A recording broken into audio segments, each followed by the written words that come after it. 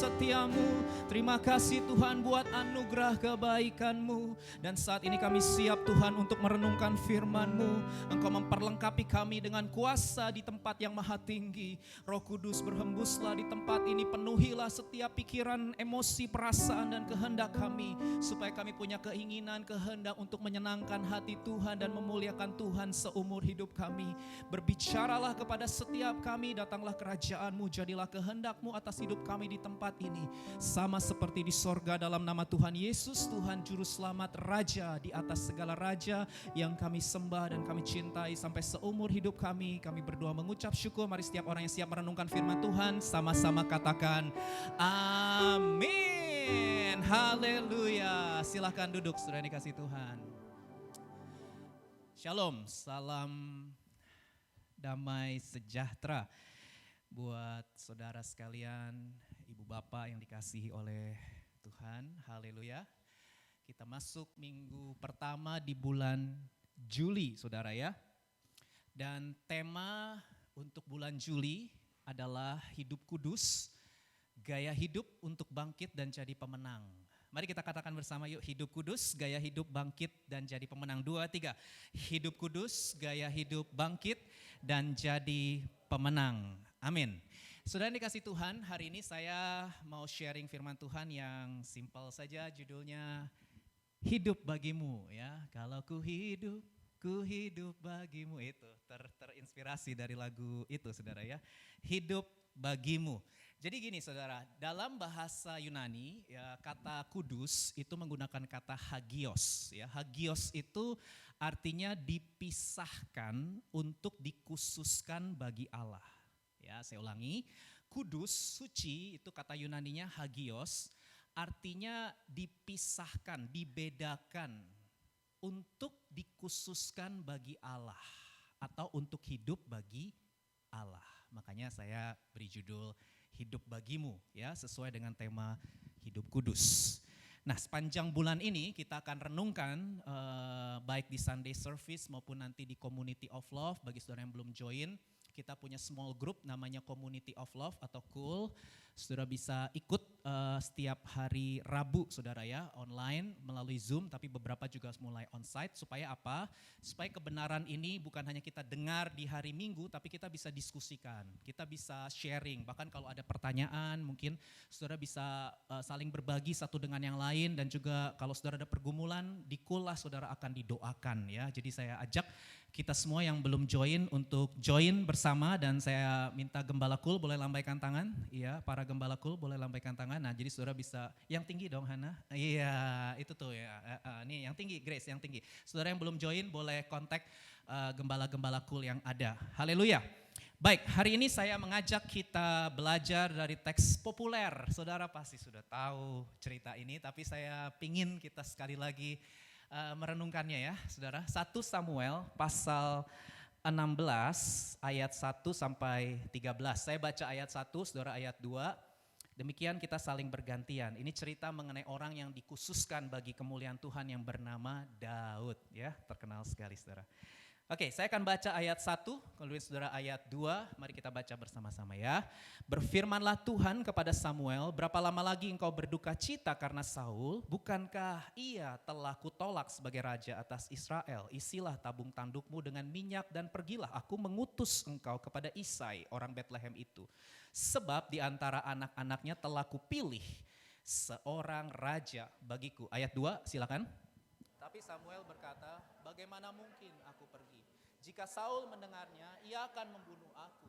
Firman Tuhan, bawalah seekor lembu muda dan katakan, aku datang untuk mempersembahkan korban kepada Tuhan. Kemudian undanglah Isai ke upacara pengorbanan itu. Lalu, aku akan memberitahukan kepadamu apa yang harus kau perbuat. Urapilah bagiku orang yang akan kusebut kepadamu.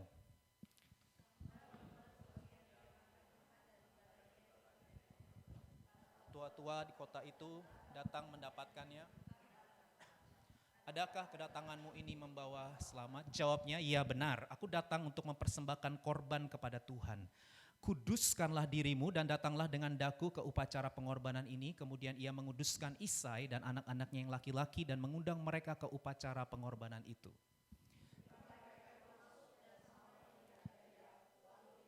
sungguh di hadapan Tuhan sekarang berdiri yang diurapinya. Tetapi berfirmanlah Tuhan kepada Samuel, jangan pandang paras atau perawakannya yang tinggi, sebab aku telah menolaknya. Bukan yang dilihat manusia, yang dilihat Allah. Manusia melihat apa yang di depan mata, tetapi Tuhan melihat hati. Lalu Isai memanggil Abinadab dan menyuruhnya lewat di depan Samuel. Tetapi Samuel berkata, orang ini pun tidak dipilih Tuhan. Kemudian Isai menyuruh Syama lewat, tapi Samuel berkata, orang ini pun tidak dipilih Tuhan. Demikianlah Isai menyuruh ketujuh anaknya lewat di depan Samuel. Samuel berkata, lalu Samuel berkata kepada Isai, inikah anakmu semuanya?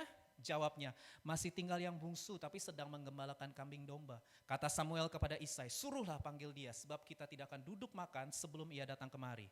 Kemudian disuruhnyalah menjemput dia, ia kemerah-merahan, matanya indah dan parasnya elok. Lalu Tuhan berfirman, bangkitlah urapilah dia sebab inilah dia.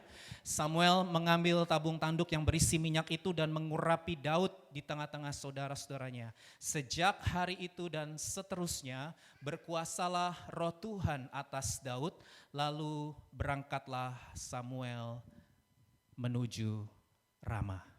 Saudara, dari teks ini ada 3 prinsip kebenaran firman Tuhan yang saya ajak kita sama-sama renungkan, saudara ya. Yang pertama adalah cerita Tuhan. Katakan cerita Tuhan, 2, 3, cerita Tuhan. Nah saudara, kalau tadi saudara baca nih 1 Samuel 16 ayat 1 sampai 5 saudara ya. Ini maka kita akan menemukan bahwa saat itu kondisi Nabi Samuel sedang berduka cita. Jadi kalau saudara saat ini sedang berduka cita, atau kalau saudara saat ini sedang sedih, ya seorang nabi yang bernama Samuel pun pernah mengalami kesedihan dan duka cita, saudara ya. Jadi itu sebuah emosi yang wajar. Tapi kalau kesedihan jadi terus menerus, jadi berlebihan dan berkepanjangan, maka itu menjadi sesuatu yang tidak wajar. Makanya kalau sudah perhatikan kalimatnya saudara ya, ketika Samuel sedang berduka cita karena Saul telah ditolak oleh Tuhan sebagai raja atas Israel. Oke, saya ceritain dulu kenapa dia berduka cita karena Saul. Oke, saya ceritain dulu. Jadi gini saudara, jadi Saul ini adalah raja yang dipilih oleh bangsa Israel. Dan yang mengurapi Saul menjadi raja itu adalah Nabi Samuel, saudara. Sebelumnya Samuel tuh gak kepingin ada raja manusia. Samuel itu kepingin Tuhan aja langsung jadi rajanya Israel. Tapi Israel gak mau. Israel tuh gak mau kalau Tuhan aja yang jadi raja mereka secara langsung. Mereka tuh ngelihat bangsa-bangsa lain kok pada punya raja ya. Jadi bangsa Israel juga minta raja manusia begitu. Dan akhirnya Saul dipilih bangsa Israel, dan yang mengurapi Saul menjadi raja pertama atas Israel waktu itu adalah Nabi Samuel, saudara. Dan ketika Samuel mengurapi Saul menjadi raja, Samuel itu punya ekspektasi. Samuel itu punya harapan. Samuel ini kan nabi ya saudara ya. Jadi ketika dia urapi Saul, dia itu berharap Saul itu akan menjadi raja yang akan membawa bangsa Israel menjadi bangsa yang mengasihi Tuhan. Menjadi bangsa yang takut akan Tuhan. Menjadi bangsa yang menghormati Tuhan. Sekaligus menjadi bangsa yang mengalami keadilan dan kesejahteraan yang gilang gemilang. Ini ekspektasinya Samuel, juga ekspektasinya bangsa Israel pada waktu itu. Tapi kita kan semua tahu ceritanya bahwa Saul ternyata tidak seperti yang dibayangkan. Ya, ternyata dalam waktu singkat kita melihat Saul adalah pribadi yang tidak menghormati otoritas Tuhan. Saul adalah seorang raja yang tidak mengasihi Tuhan dengan segenap hatinya, saudara ya. Dia melawan dan memberontak kepada Tuhan. Itu sebabnya, saudara, Tuhan menolak Saul, ya. Tuhan menolak Saul. Nah, karena itulah Samuel berduka cita. Karena pertama Samuel lihat, aduh, kenapa raja ini perilakunya tidak sesuai dengan keinginan dan harapannya sampai dia ditolak oleh Tuhan. Jadi dia dalam kondisi yang bersedih, saudara. Nah, yang menarik dalam kondisi yang sedih seperti itu, Tuhan mendatangi Samuel, ya. Dan saya percaya kalau saudara hari ini juga sedang dalam kondisi bersedih, saya percaya Tuhan juga mendatangi saudara sekalian. Amin. Tuhan datangi Samuel secara personal. Sedih itu oke, duka cita itu oke, tapi saudara perhatikan kalimat Tuhan. Berapa lama lagi engkau berduka cita. Artinya, hey Samuel, ini kalau saya boleh pakai bahasa saya ya, jangan terus-menerus dikuasai oleh duka cita. Jangan terus-menerus dikuasai atau dikontrol dengan kesedihan. Ayo stop, berhenti bersedih sebab aku punya cerita yang terus bergerak maju ya. Udah move on. Ini Samuel gak mau move on soalnya. Masih mikirin Saul terus ya.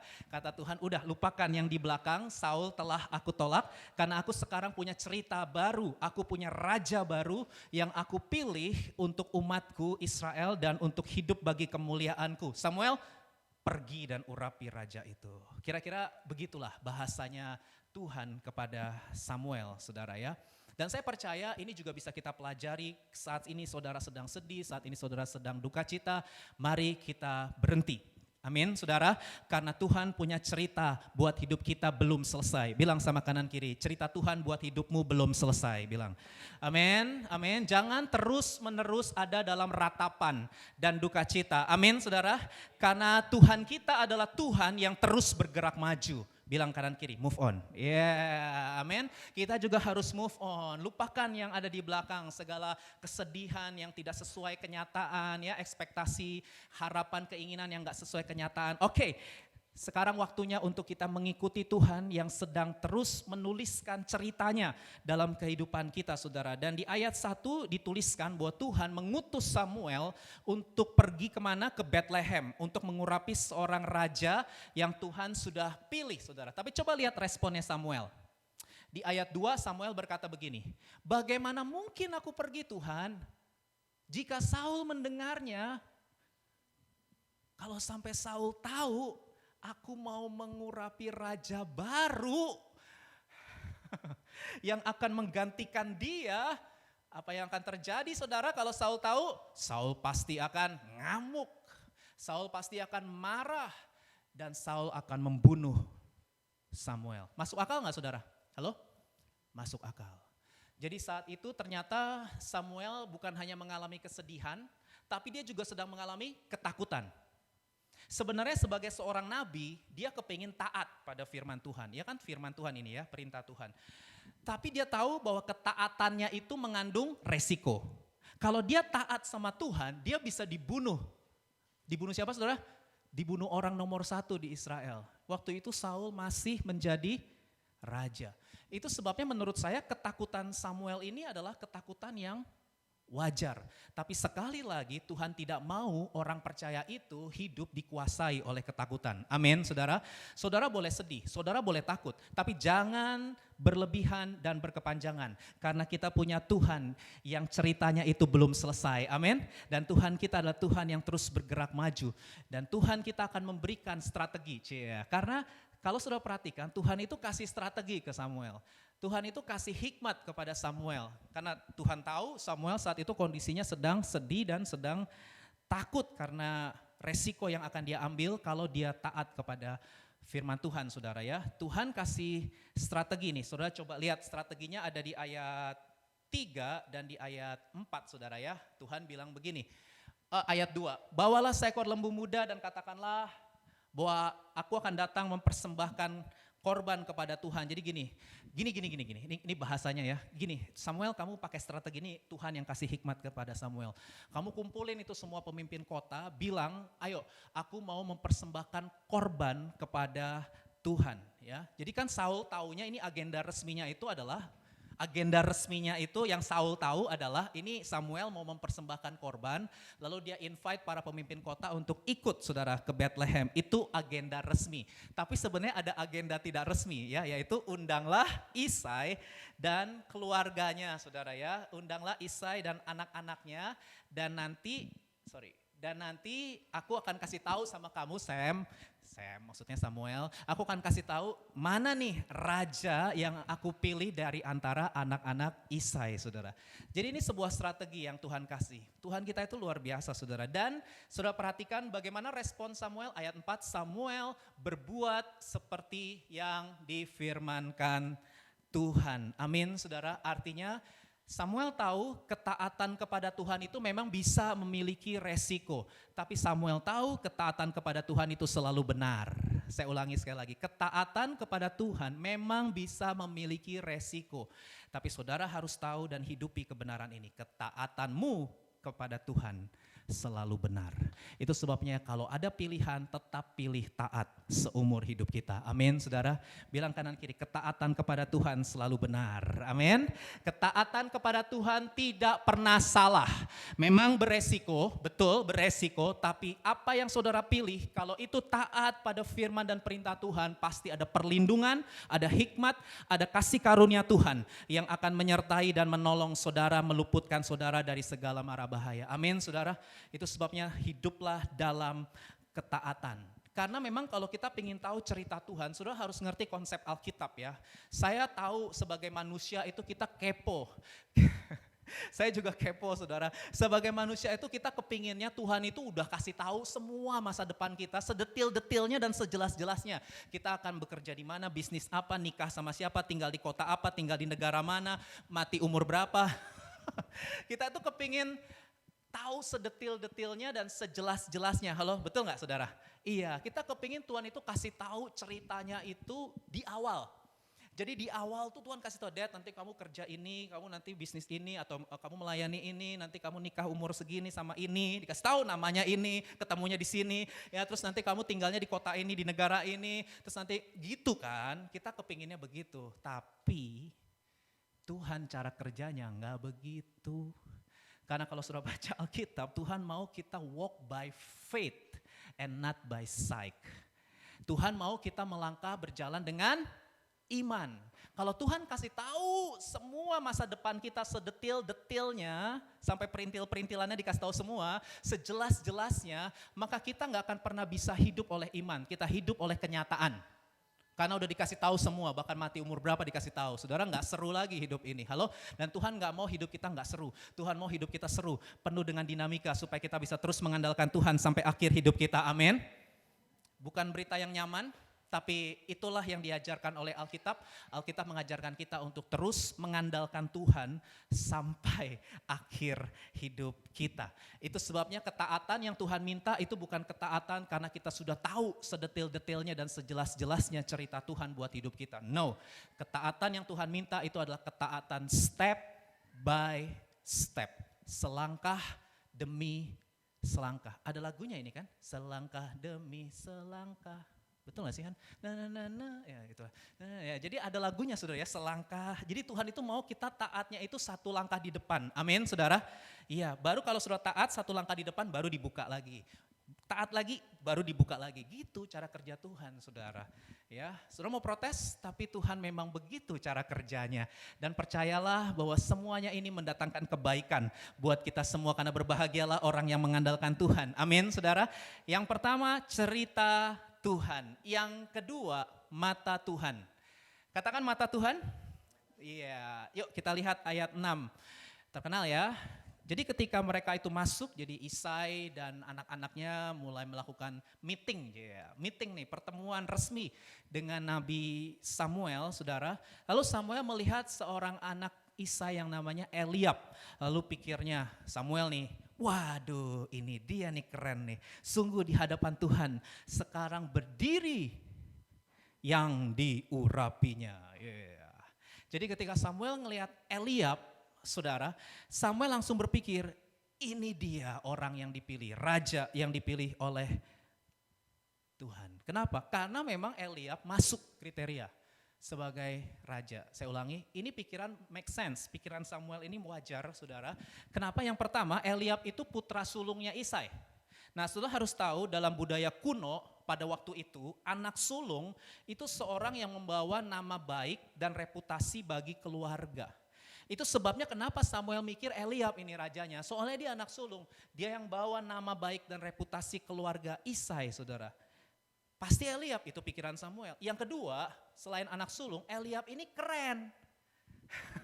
Eliab ini ganteng, cakep, ganteng, tampan, dan tinggi saudara badannya. Ya, badannya tuh tinggi, perawakannya tuh tinggi. Itu sebabnya sama mikir, cocok ini Raja Israel itu kan harus yang tinggi, yang gagah perkasa begitu ya. Padahal Saul ya begitu ya, cuman ya Samuel lupa ya. Ya Samuel lupa. Ini pokoknya Samuel kan manusia, saudara, meskipun nabi. Jadi ini mirip Saul ini ya. Pas Saul juga ganteng, tinggi badannya, saudara, gagah perkasa. Jadi Samuel mikirnya begitu, saudara. Aduh Samuel ya. Tapi saudara jangan salahin Samuel, karena memang yang namanya manusia sampai kita di zaman now, kita ini sangat terobsesi dengan penampilan. Halo, betul gak sih? Soalnya jangan salahin Samuel, di budaya kuno aja mereka udah terobsesi dengan penampilan, apalagi di budaya sekarang. Makin gila saudara orang. Ya, penampilan itu menjadi segala-galanya dan kita ada di negara yang sangat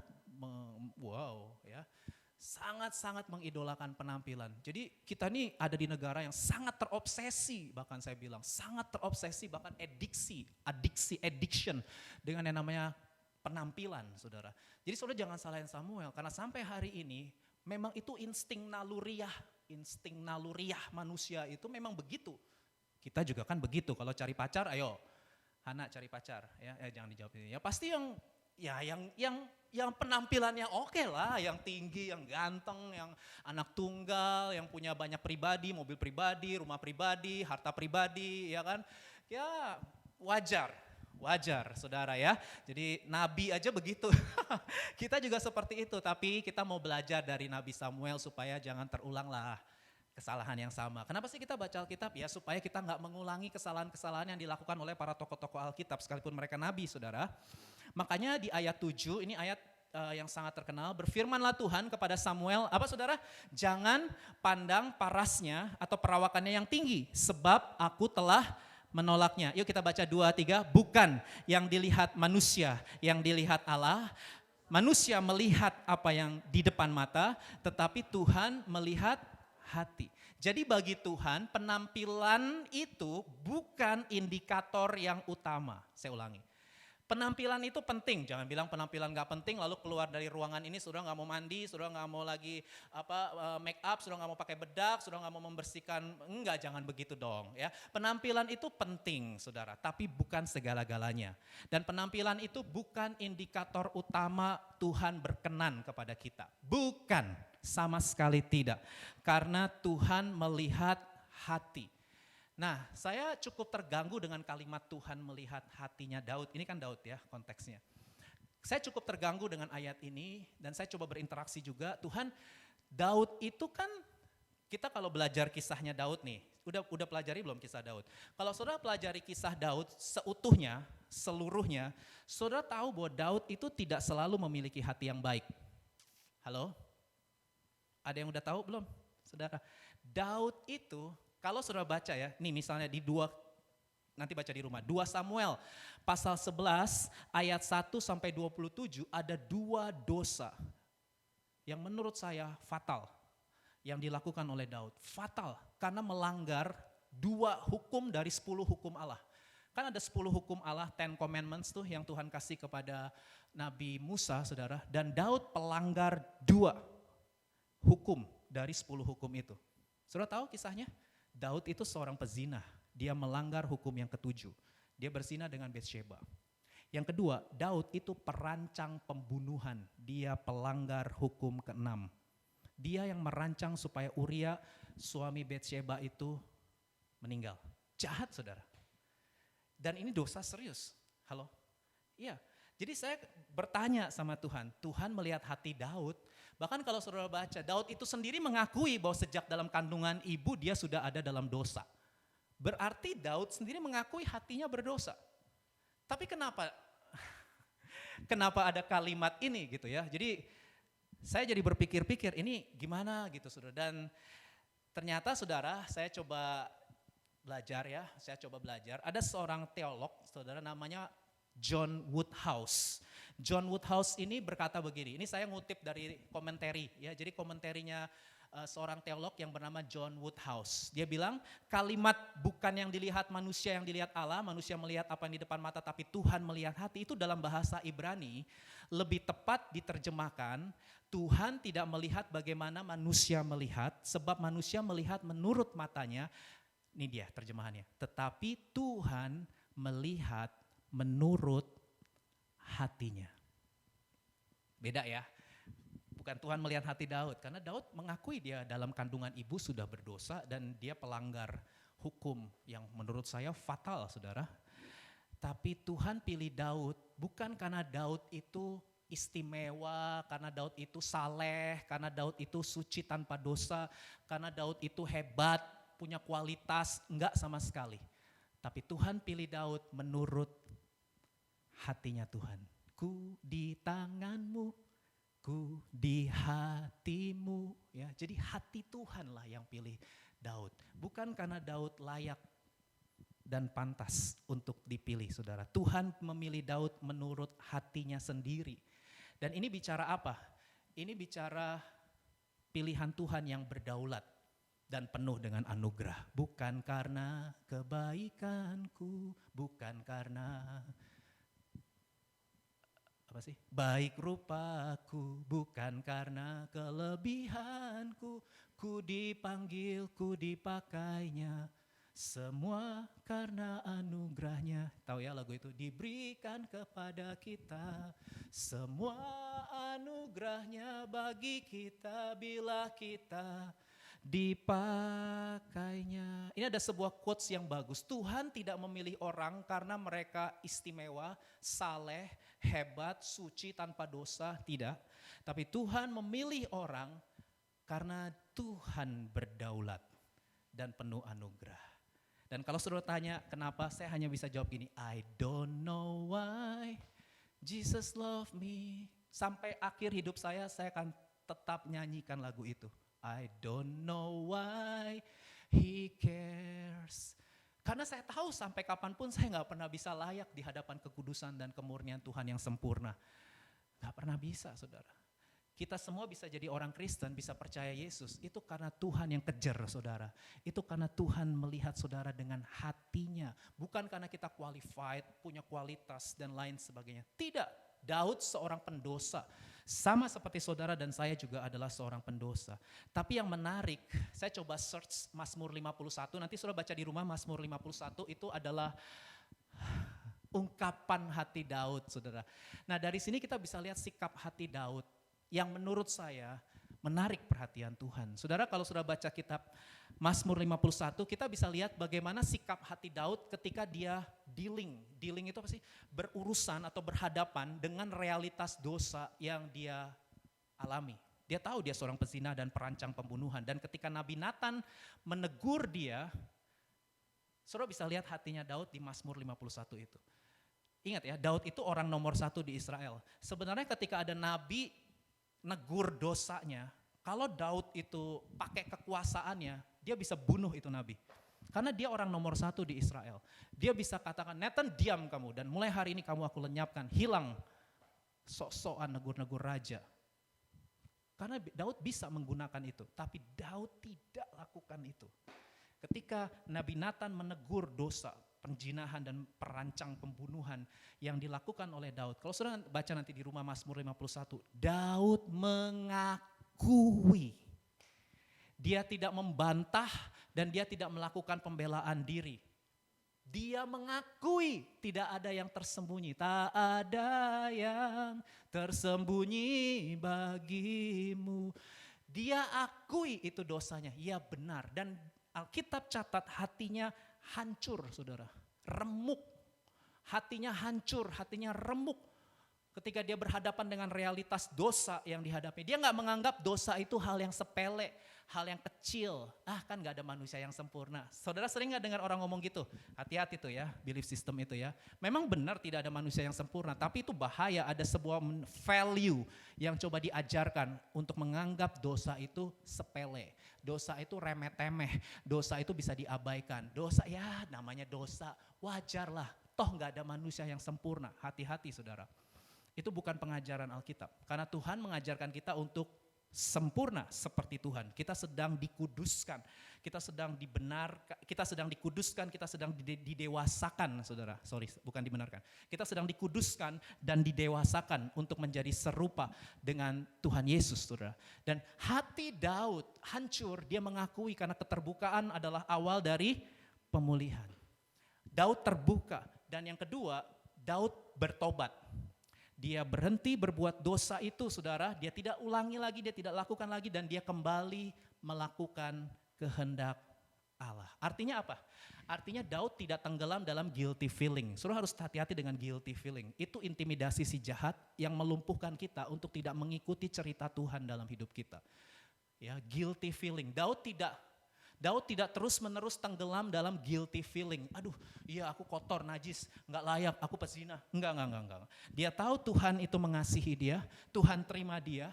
Itu sebabnya ketika dia bertobat, dia bangkit dan jadi pemenang kembali. Dia lanjutkan perjalanan imannya, saudara, untuk menyelesaikan kehendak Tuhan dalam hidupnya. Dari sini kita bisa lihat Daud adalah seorang yang tidak pernah menyerah dalam melakukan segala kehendak Allah. Kenapa? Karena memang hatinya mengasihi Tuhan, hatinya mencari Tuhan, hatinya memang mau menyenangkan hati Tuhan, saudara. Makanya kalau saudara lihat Kisah Rasul 13 ayat 22 sampai 23. Yuk kita baca yuk, 2-3. Setelah Saul disingkirkan, Allah mengangkat Daud menjadi raja mereka. Tentang Daud Allah telah menyatakan, aku telah mendapat Daud bin Isai, seorang yang berkenan di hatiku dan yang melakukan, perhatikan, segala kehendakku. Dan dari keturunannya lah, sesuai yang telah dijanjikannya, Allah telah membangkitkan juru selamat bagi orang Israel, yaitu Yesus. Kenapa muncul kalimat ini? Padahal Daud pendosa. Bahkan sejak dalam kandungan ibu dia bilang dia sudah berdosa, hatinya berdosa. Tapi karena dia punya respon yang tepat ketika dealing dengan dosa, dia mengakui, terbuka, bertobat, dan kembali melakukan segala kehendak Allah dalam hidupnya. Itu dia. Dan yang menarik di ayat 23, hidup Daud terkoneksi dengan Yesus Kristus. Ini dia yang keren. Jadi yang jadi story utamanya sebenarnya bukan Daud di teks ini. Story utamanya itu Yesus. Karena hidup Daud terkoneksi dengan Yesus yang adalah keturunannya, saudara. Nah, ini sesuatu yang menarik, saudara ya. Kita nggak perlu mengagung-agungkan Daud. Agungkanlah Yesus Kristus. Amin, saudara. Nah, kita mau belajar seperti Daud begini. Hidup kita itu harus terkoneksi dengan Yesus Kristus. Ini yang membedakan kita dengan orang-orang yang belum percaya di luar sana. Mereka sama-sama kuliah. Saudara kuliah, mereka kuliah. Mereka bekerja, berbisnis. Saudara bekerja, mereka bekerja. Saudara berbisnis, mereka berbisnis. Saudara menikah, mereka menikah juga. Saudara berkeluarga, punya anak, mereka juga berkeluarga dan punya anak. Bedanya apa dong kita dengan orang-orang yang belum percaya Yesus? Lalu apa bedanya kita? Sama-sama kuliah, sama-sama bekerja, sama-sama berbisnis, sama-sama menikah, berkeluarga, punya anak. Setelah itu meninggal dunia, sama juga, saudara. Lalu apa bedanya kita dengan mereka? Saya mau katakan Alkitab berkata beda. Anak-anak Tuhan, umat Tuhan adalah orang-orang yang hidupnya terkoneksi dengan Yesus Kristus. Bilang kanan kiri, hidupmu terkoneksi dengan Yesus. Amin, saudara. Jadi kita kuliah, kita bekerja, kita menikah, kita berkeluarga, kita berbisnis. Itu bukan sekedar untuk kenyamanan kita saja. Bukan sekedar untuk kesenangan pleasure kita saja. Gak apa-apa, saudara mau nyaman, mau senang, gak apa-apa. Tuhan juga pengen kita having fun. Tapi saudara harus ngerti bahwa directionnya, arahnya, orientasinya adalah Kristus. Kita hidup bagi kemuliaan Yesus Kristus. Katakan amin. Itulah mata Tuhan. Yang terakhir, haleluya. Yang terakhir, kode di akhirnya. Rencana Tuhan. Katakan rencana Tuhan. 2, 3. Rencana Tuhan. Nah, kalau saudara baca tadi ayat 8 sampai 13 ya saudara ya. Itu kan mulai datengin tuh satu-satu anaknya Isa dipanggil-panggil gitu ya. Terus Samuel bilang orang ini gak dipilih Tuhan, orang ini gak dipilih Tuhan, orang ini gak dipilih Tuhan. Sampai mentok, tek. Samuel kayaknya emosi juga nih saudara ya. Kalau saudara lihat di ayat 11, Samuel mulai begini nih. Ini kalau saya boleh dramatisir ya, pendeta dramatisir sedikit biar seru. Isai, inikah anakmu semuanya? Udah gak ada lagi nih, udah nih segini doang. Ya kira-kira begitu ya. Isai kaget, aduh si Nabi ya mulai emosional. Enggak Nabi, ada lagi. Tapi dia bungsu, anak bungsu. Dan dia lagi menggembalakan kambing domba. Samuel bilang, itu kan anak kamu, panggil dong. Syok. Samuel minta dipanggil itu si David ya, si Daud saudara. Nah saudara menarik kata bungsu di sini. Mana ya kata bungsu? Oh ini dia. Nih ayat yang ke-11, saudara. Ini tadi saya lagi ngomongin ayat 11 ya. Ini kan anakmu, masih ada yang bungsu. Nah kata bungsu itu pakai kata Ibrani hakaton. Nah kata hakaton itu saudara dalam, ini bahasa Ibrani ya, hakaton, bungsu. Itu artinya nggak penting. Jadi bapaknya Daud yang namanya Isai itu menganggap Daud itu nggak penting. Daud itu nggak berarti. Makanya nggak dipanggil.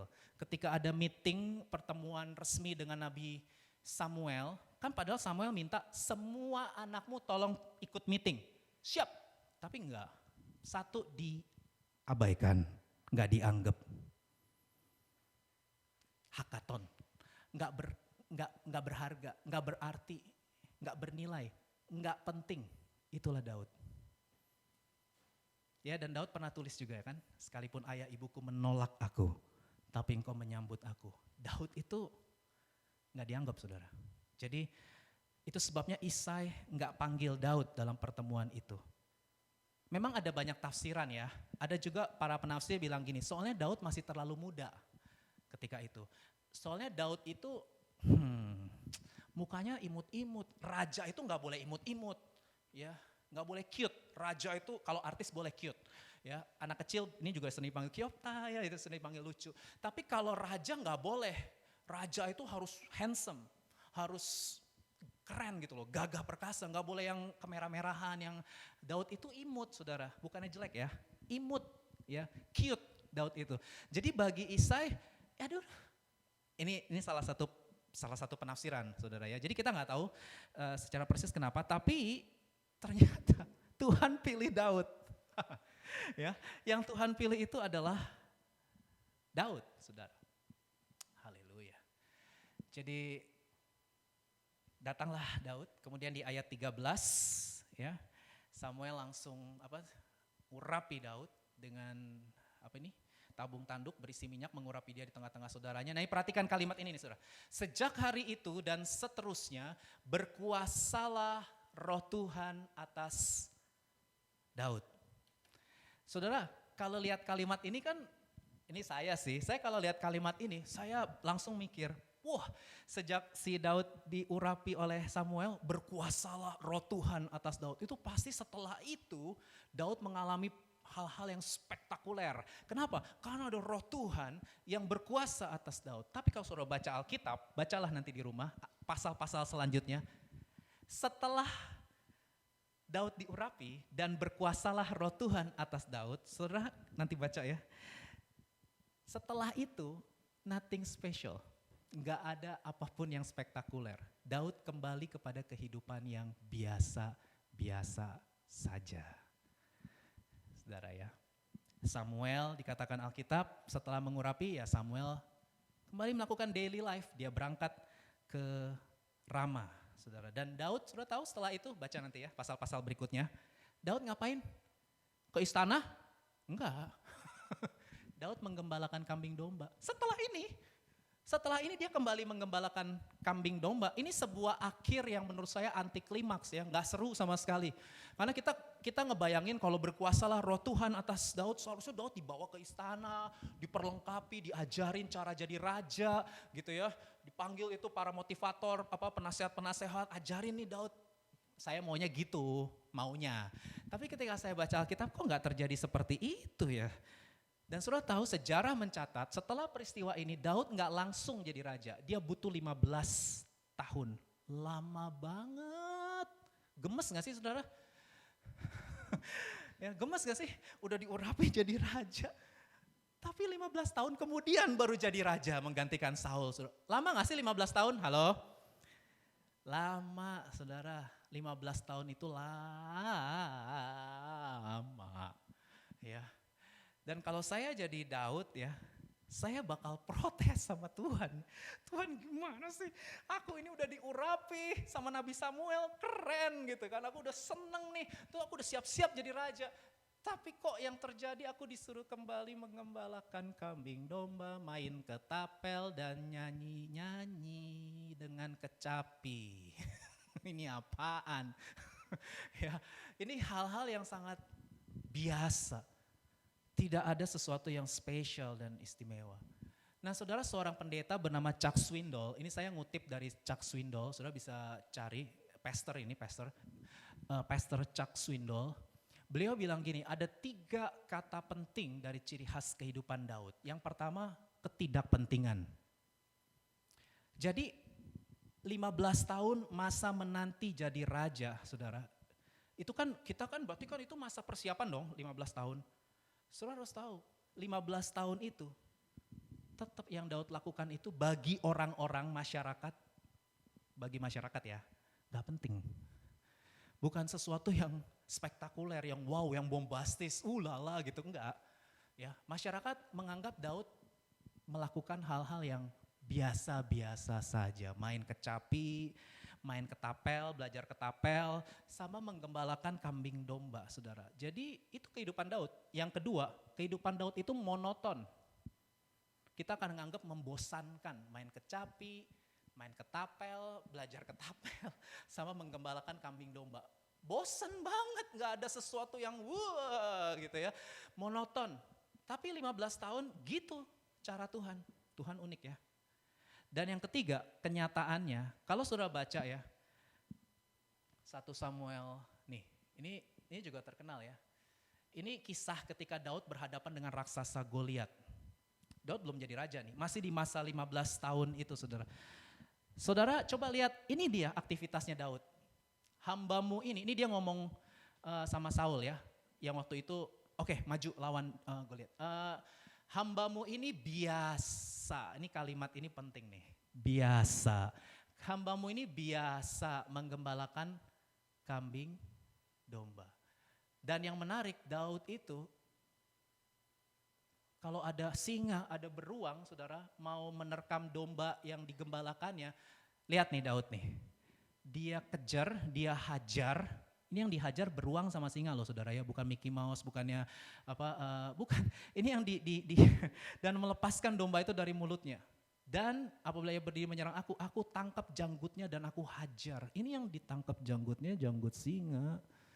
Bukan kelinci atau apa, saudara, singa, saudara. Lalu aku hajar dan bunuh. Baik singa maupun beruang telah dihajar oleh hambamu ini.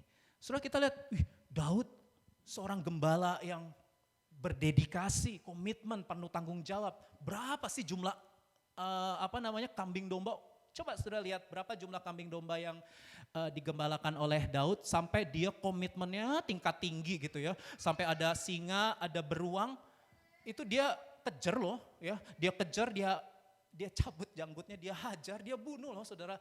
Betapa tanggung jawabnya hidup Daud, betapa komitmennya Daud. Berapa sih sebenarnya kambing domba yang Daud gembalain? Saudara tahu berapa? Halo? Berapa saudara? Dan pada siapakah aku tinggalkan kambing domba yang 2-3 ekor. Ya ampun, ut. Ya kalau saya jadi Daud, ya elah ya saudara, ini ngaku aja, kita ngaku ya. Kalau cuma 2-3 nggak ada CCTV, zaman itu kan belum ada CCTV kan. Begitu ketemu singa beruang, ya udah ya tinggalin aja, udah mati aja, itu cuma 2-3 nggak berarti, ya kan? Ngapain dijaga? Nggak ada CCTV, nggak ada yang lihat, nggak ada yang tahu. Tapi mata Tuhan melihatnya. Dan itu adalah masa persiapan yang Daud tidak pernah sadari.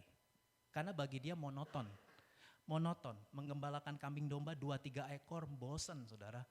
Ya, monoton. Tapi dalam situasi yang monoton, yang gak penting, ada sebuah realita yang Tuhan sedang persiapkan. Daud juga gak tahu kalau dia 15 tahun nunggu jadi raja. Dia gak pernah tahu waktunya.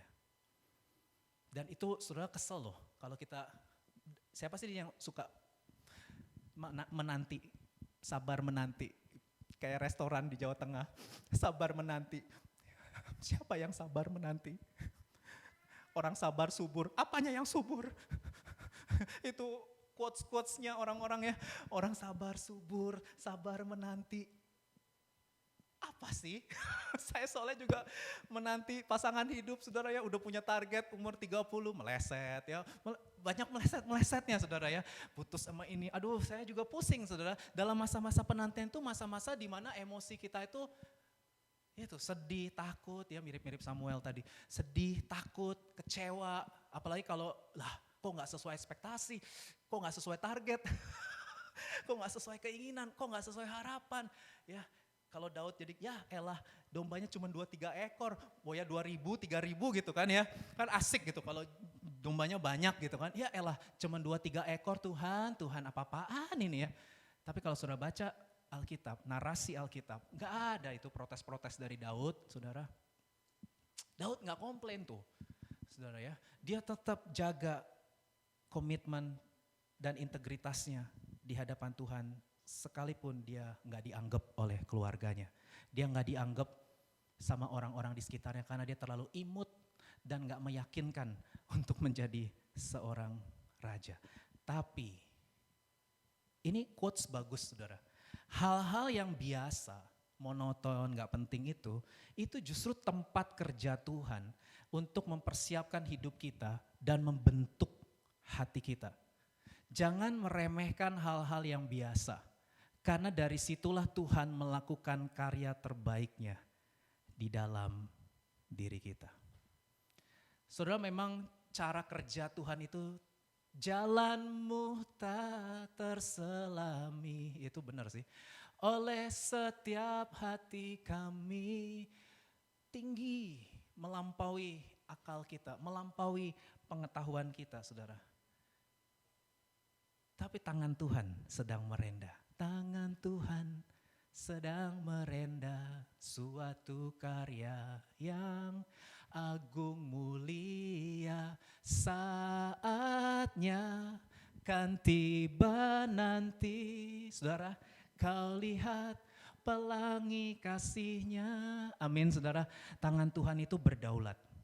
Bilang kanan kiri, Tuhan berdaulat dan mengasihimu. Amin. Tuhan berdaulat dan mengasihi saudara dan saya. Kalau hari ini hidupmu kerasa monoton, kerasa biasa-biasa aja, nggak ada sesuatu yang wow, nggak ada sesuatu yang bombastis. Saudara harus tahu, saudara tetap ada di tangan Tuhan. Dan dia tetap berkarya untuk membentuk hati saudara, membentuk pikiranmu, membentuk emosi, membentuk keinginanmu, dan membentuk karaktermu.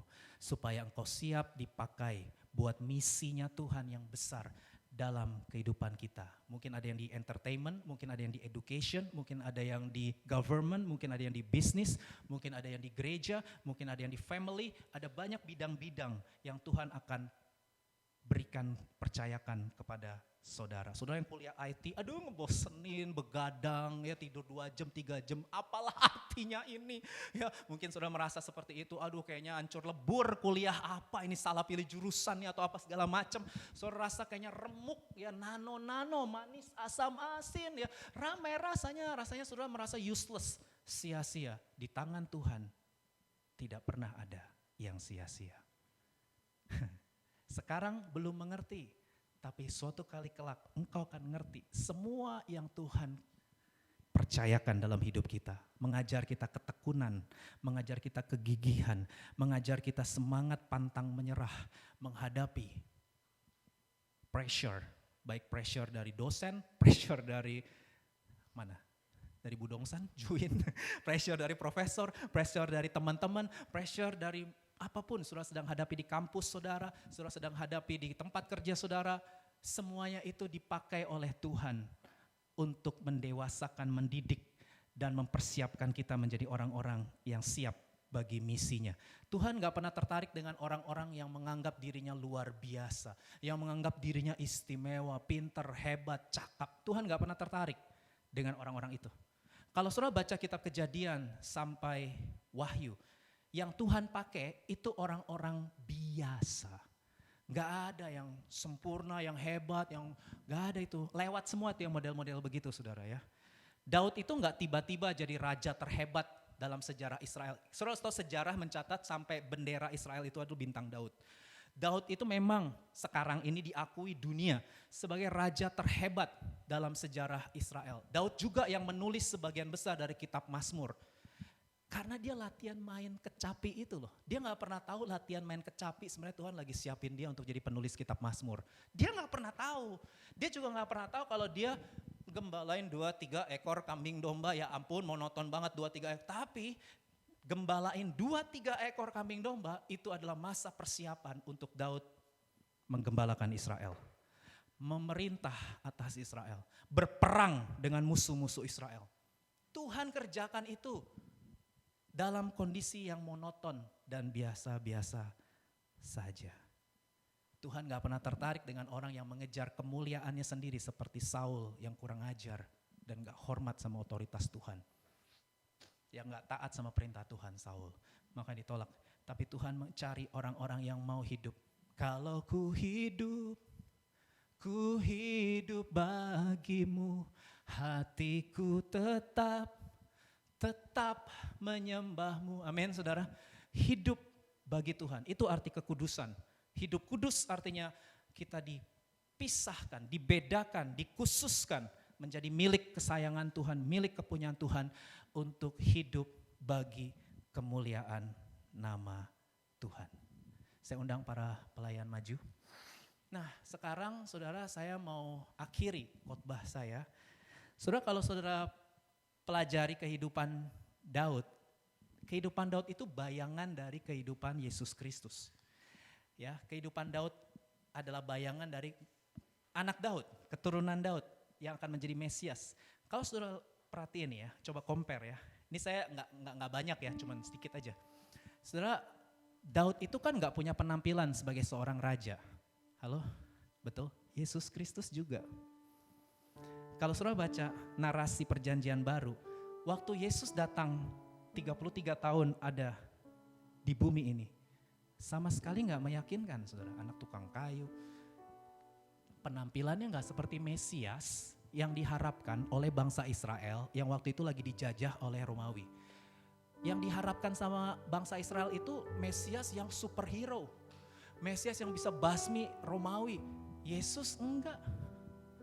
Bahkan Yesus mati di kayu salib. Itu orang Israel kecewa banget saudara, murid-murid Yesus. Mereka hancur karena Yesus. Dan sampai hari ini bangsa Israel menolak Yesus, mayoritas. Kalau sudah pergi ke Israel, mayoritas mereka menolak. Karena memang gak cocok penampilannya dengan Mesias seperti yang mereka harapkan. Yesus diabaikan, Yesus ditolak, Yesus ditinggalkan sama seperti Daud. Daud juga. Yesus bahkan lebih parah karena Bapa di surga tinggalkan dia. Ketika di kayu salib, Yesus bilang, Allahku, Allahku, kenapa engkau tinggalkan aku? Lebih parah dari Daud sebenarnya yang dialami oleh Yesus. Kalau saudara merasa saudara tertolak oleh papa, tertolak oleh mama, saudara gak sendirian. Daud tertolak, Yesus tertolak. Bahkan Bapa di surga memalingkan wajahnya. Dan Yesus lakukan karena dia cinta kita. Dia gak menyerah sampai titik darah penghabisan saudara. Yesus ambil hukuman kita, kebobrokan kita, keberdosaan dan kehancuran kita. Dan dia lakukan itu bukan karena kita baik, bukan karena kita saleh, bukan karena kita istimewa, hebat, keren, ganteng, cantik. Enggak sama sekali. Tapi dia lakukan itu karena saudara dan saya ada di hatinya. Kalau saudara tanya kenapa, saya jawab sampai mati saya juga gak tahu kenapa Tuhan pilih saya. Kenapa Tuhan sayang saya dan kenapa Tuhan kasih saya kepercayaan sampai hari ini. Saya sampai mati juga gak tahu jawabannya. Selain saya hanya bilang, it's only by His grace. It's only by His love. Saya juga gak ketemu jawabannya. Banyak orang pendeta yang lebih hebat dari saya. Banyak hamba Tuhan yang lebih jago. Saya juga gak ngerti kenapa Tuhan bisa percayakan saya di sini sampai 10 tahun. Saya gak bisa ngejawab saudara. Saya hebat, gak ada sama sekali kehebatan dalam diri saya. It's only by His grace. Dan saya ngerti yang namanya anugerah itu memang susah saudara untuk dideskripsikan. Susah untuk ngomong, makanya lagunya bilang amazing grace. Karena udah gak bisa lagi dideskripsikan dengan pengetahuan saudara. Amazing, how sweet the sound. Dan kalau saudara sudah ngerti betapa mulianya Yesus dan betapa indahnya Yesus dalam hidup kita, kita udah gak punya keinginan lagi jadi penguasa di hidup ini saudara. Kalau dulu kita pengen jadi raja, kita pengen jadi penguasa, kita kepingin hidup kita yang atur. Pernikahan ya kita yang atur, Tuhan jangan ikut campur. Keuangan, kita yang atur keuangan, jangan ikut campur urusan keuangan saya. Ya karakter, ini karakter saya, it's my life, I'll do it in my way. Jangan ikut campur Tuhan. Kita kepingin semuanya kita yang kendalikan. Tapi tadi lagunya Agnes apa? Kau ambil alih seluruh hidupku. Ya, ambil alih. Karena Engkau jauh lebih indah daripada aku. Ini keuangan, ambil alih Tuhan, atur. Ini karakter, hubungan-hubungan masa depan, pernikahan, bisnis, pekerjaan. Ambil alih Tuhan. Karena pada saat kita memiliki Yesus dan keindahannya, kita dibebaskan dari keinginan untuk menjadi raja atau penguasa atas diri kita sendiri. Kita akan berkata more of you and less of me. Biar dia saja yang jadi raja. Hari ini kita bahas 3 poin. Simple aja saudara, teks yang terkenal. Tapi ini penting kalau kita hidupi. Cerita Tuhan, bukan cerita kita. Cerita Tuhan jauh lebih indah dan jauh lebih baik. Ikuti, dia sedang maju, bergerak maju. Mari kita bangkit jadi pemenang. Ikuti cerita Tuhan. Yang kedua, mata Tuhan. Dia pilih kita menurut hatinya. Saudara ada di hatinya, saudara ada di pikirannya, saudara aman menghadapi goncangan apapun. Yang ketiga, rencana Tuhan adalah rencana yang terbaik. Dia sedang mempersiapkan situasi hidupmu yang monoton, biasa-biasa aja, gak dianggap oleh keluargamu, gak dianggap oleh teman-temanmu, gak dianggap oleh orang-orang. Tapi kalau Tuhan lihat ketaatanmu, saudara hidup dalam ketaatan selangkah demi selangkah, dia akan bawa kita cemerlang dan dia akan bawa kita serupa dengan gambar Yesus, Raja yang indah itu. Mari kita berdoa. Ubah hatiku seperti hati Tuhan Yesus. Ubah hatiku seperti hatimu. Kudus berkenan bagimu. Bagaikan emas yang murni. Saya ajak kita bangkit berdiri bersama. Bentuk hatiku Tuhan. Biar ku menjadi ciptaan baru, bebas dari semua yang jahat, serupa dengan gambarmu, sucikanku, kuduskan ubah hatiku, ubah hatiku seperti hatimu,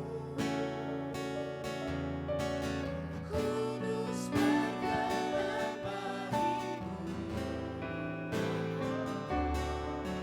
bagaikan emas yang murni,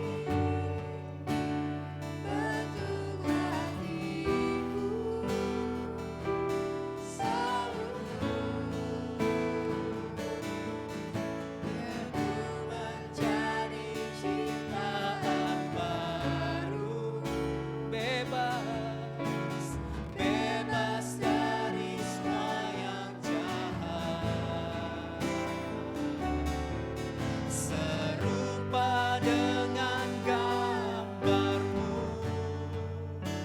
sucikanku, kuduskan hatiku, serupa dengan gambarmu, sucikanku,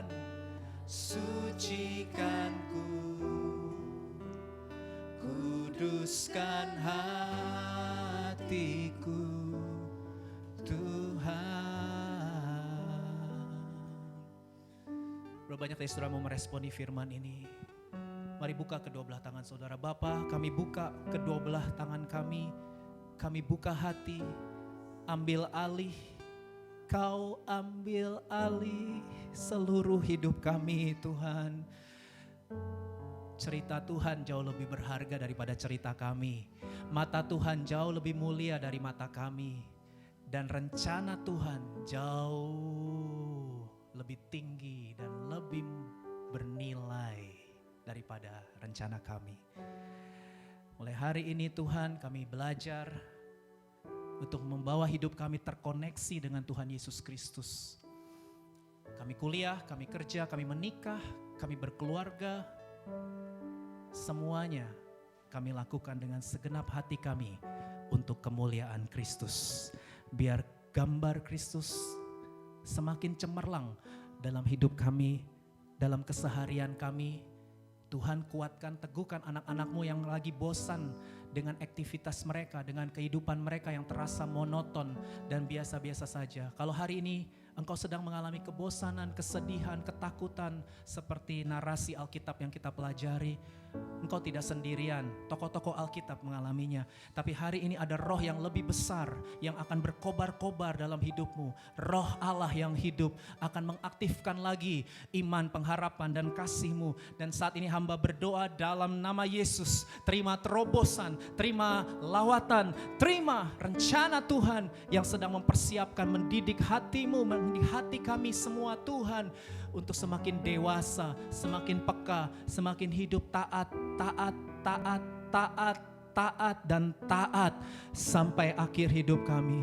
Terima kasih Tuhan, terima kasih. Engkau sedang merdekakan setiap orang-orang yang dibelenggu oleh dosa, kekhawatiran, dosa, kecemasan, dosa, kegelisahan. Hari ini dalam nama Yesus, terima damai sejahtera Tuhan memenuhi hati dan pikiranmu. Dan tangan Tuhan yang berdaulat, sang penjunan itu sedang membuat engkau masuk dalam kemuliaan lebih tinggi, lebih mulia, dan lebih indah lagi dari waktu-waktu sebelumnya. Terima dalam nama Yesus. Terima kasih Tuhan buat ibadah di hari ini. Biarlah ibadah di hari ini boleh menjadi persembahan yang hidup, kudus, dan berkenan. Berkenan bagi Tuhan, itu yang terutama buat hidup kami. Dan kami pulang, kami mau bawa misi Tuhan dalam hidup kami. Kami siap diutus, baik kami yang stay di Korea, juga jemaat yang lagi ada liburan di Indonesia. Semua diberkati oleh Tuhan. Buka hati, tengadahkan kedua belah tangan saudara, dan terimalah berkat Tuhan. Tuhan memberkati engkau dan melindungi engkau. Tuhan menyinari engkau dengan wajahnya dan memberi engkau kasih karunia. Tuhan menghadapkan wajahnya kepadamu dan memberi engkau damai sejahtera. Pulanglah, kasihilah Tuhan Allahmu dengan segenap hati, jiwa, kekuatan, dan akal budimu. Dan kasihilah sesamamu manusia seperti dirimu sendiri mulai dari sekarang sampai Maranatha. Datanglah ya Tuhan Yesus, kami semua merindukan dan mengasihimu. Dalam nama Yesus, semua yang siap bangkit jadi pemenang hidup kudus, sama-sama katakan amin. Tepuk tangan buat Tuhan, haleluya. Silakan duduk saudara, keep winning, God bless you.